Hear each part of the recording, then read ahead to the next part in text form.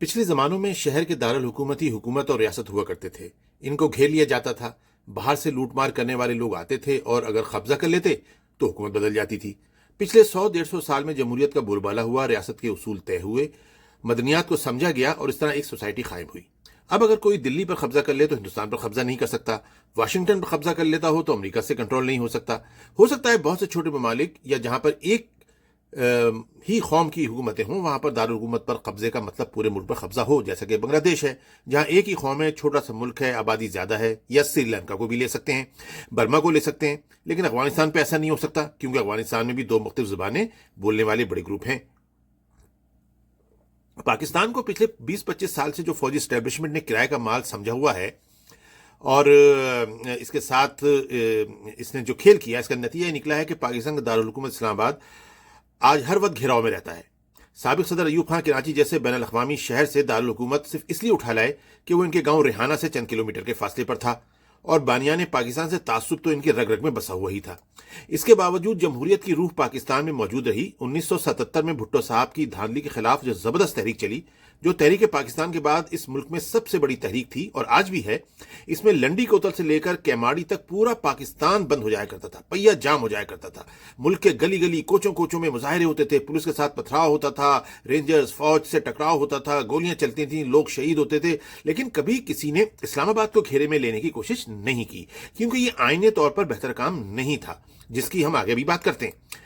لیکن ضیاء الحق کے دور نے جہاں پاکستان کو بہت ساری لعنتیں مصیبتیں فراہم کی، وہاں ایک یہ بھی تھی کہ سب سے پہلے 2-2.5 ہزار شیعہ مظاہرین نے پارلیمنٹ ہاؤس کا گھیراؤ کیا اور ضیاء الحق نے ان کے لیے ایک الگ اسلامیات کا مطالبہ تسلیم کر لیا.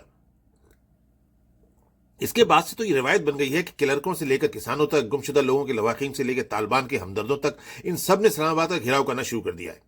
اور اس پر سب سے بڑا شب خون اس وقت مارا گیا جب پاکستان کی فوج نے خود مولانا طاہر القادری اور عمران خان کو ملا کر ایک گروپ بنایا اور اسلام آباد گھیرنے کے منصوبے بنائے. خود فوج بنا رہی ہے، اندازہ لگائیں. یہ الگ بات ہے کہ وہ منصوبے کامیاب نہیں ہوئے، یہ جمہوریت کی کامیابی تھی، لیکن یہ ریت چل نکلی ہے. جب دیکھو ہر 15 دن میں کوئی گروپ اسلام آباد پہ قبضہ کرنے چلا آتا ہے.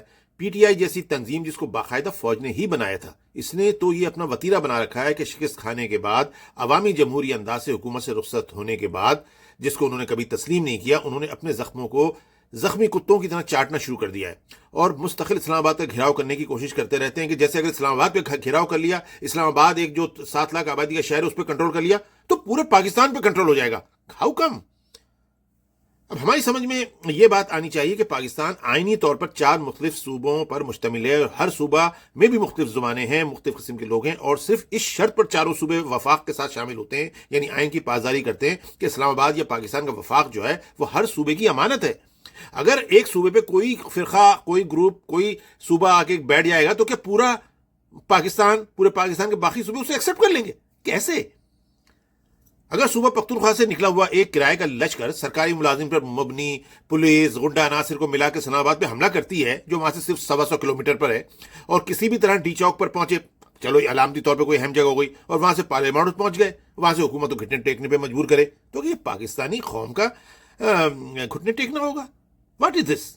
اگر صرف اس ہجوم کی بنیاد پر مرکز میں کوئی حکومت پر اثر پڑتا ہے تو سندھ یا بلوچستان کے ستو پی کا سو رہے ہیں جو ایسے وفاق کا ساتھ دیں، ایسے بزدل وفاق کا ساتھ دیں جو 10-12 ہزار حملہ آوروں کو قابو ہی نہ کر سکے. کراچی جیسا بین الاقوامی شہر، اسلام آباد جیسا ایک چھوٹے سے محلے نما شہر کے اوپر کسی بھی کرائے کے لوگوں کے قبضے کی وجہ سے اس پر مسلط حکومت تو کیوں کرے گا قبول بھائی؟ ہم کیوں نہیں سندھ اسمبلی پہ بیٹھ جائیں جا کے؟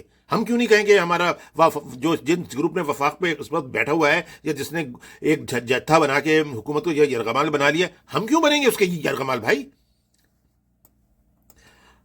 ایسا کیسے ہو سکتا ہے کہ پاکستان کی 4 مختلف زبانیں بولنے والا ملک، بلکہ اس سے بھی زیادہ زبانیں بولنے والے بڑے بڑے گروپ پر شامل 4 بڑے صوبے وفاق اسلام آباد پر کسی بھی قسم کی چڑھائی کو، کسی بھی قسم کے حملے کو اپنے اوپر حملہ سمجھیں؟ تو اس کی حفاظت بھی ویسے ہی ہونی چاہیے نا بھائی. اگر ڈھیلے ڈھالے پولے ہاتھوں سے، جیسے کہ ابھی محسن نقوی اور پتہ نہیں کون سی رینجرز اور کون سی پولیس، کون سا اس کا آئی جی، جس طرح انہوں نے اسلام آباد کی حفاظت کرنی تھی، تو سندھ کو اور بلوچستان کو اور دیگر صوبوں کو کیا ضرورت ہے ایسے پاکستان کے پولے ہاتھوں کے ساتھ چلنے کی؟ یہ ہے وہ آئینی مسئلہ جس کی بنا پر اسلام آباد جیسے دارالحکومت کو فوری طور پر وہاں سے منتقل کیا جانا چاہیے، اور کراچی جیسے بین الاقوامی شہر ہی اس کے لیے بہترین جگہ ہے۔ پاکستان کے شہر کراچی میں پڑھے لکھے لوگ ہیں، سمجھدار ہیں، ہر قومیت کے لوگ یہاں بستے ہیں، اور کراچی ایک ذہین تعلیم یافتہ پاکستان کے لیے بہترین دارالخلافہ ہو سکتا ہے۔ وقت آ گیا ہے کہ اب ان کرائے کے لشکروں سے دارالحکومت کو بچایا جائے اور ایسی غیر محفوظ جگہ سے دوبارہ اس جگہ منتقل کیا جائے جو اس کی فطری جگہ ہے، جہاں پر قائد اعظم نے اس کو مقرر کیا تھا۔ لہٰذا دارالحکومت کو تیزی کی بنیادوں پر، فاسٹ بنیادوں پر آئندہ اس قسم کے بزدلانہ حملوں سے بچانے کے لیے کراچی منتقل کیا جائے، اور کراچی اگر پورا کراچی وفاق کے حوالے کرنے سے ہمارے سندھ کو کوئی پرابلم ہے تو ڈسٹرکٹ سینٹرل میں دارالحکومت منتقل کر دیا جائے، اور ڈسٹرکٹ سینٹرل کو وفاق کے زیر انتظام کر دیا جائے، یا ڈسٹرکٹ کورنگی کو کر دیا جائے یا ڈسٹرکٹ ایسٹ کو کر دیا جائے، کوئی ایک یا دو ڈسٹرکٹ ملا کے وفاقی علاقہ بنایا جائے۔ اور کراچی میں جو ہے اب دارالحکومت منتقل ہونا فطری ضرورت پڑ گئی ہے۔ آپ کے اوپر ہندوستان ایک جہاز اڑاتا ہے، اسلام آباد پہ آ جاتا ہے، پشاور سے چند لوگ نکلتے ہیں آپ کے دارالخلافہ پہنچ جاتے ہیں، پنجاب سے کوئی لبیک کا گروپ نکلتا ہے وہ آپ کے یہاں پہنچ جاتا ہے۔ یعنی اسلام آباد نہیں ہوا، مندر کی گھنٹی ہو گیا ہے۔ ایسے ہوتے ہیں کیپٹل، ایسے ہوتے ہیں دارالحکومت، اور پاکستان جیسے ایٹمی ملک میں ایسے دارالحکومت ہوں گے۔ فوری طور پر اسلام آباد کو بند کیا جائے اور دارالحکومت کو سیدھا پنجاب کراس کرتا ہوا کراچی لے کے آیا جائے، تو میں سمجھتا ہوں یہ جو آج جو بھی کچھ ہو رہا ہے وہاں پر اتنی شرمناک صورتحال کبھی پیش نہ آئے۔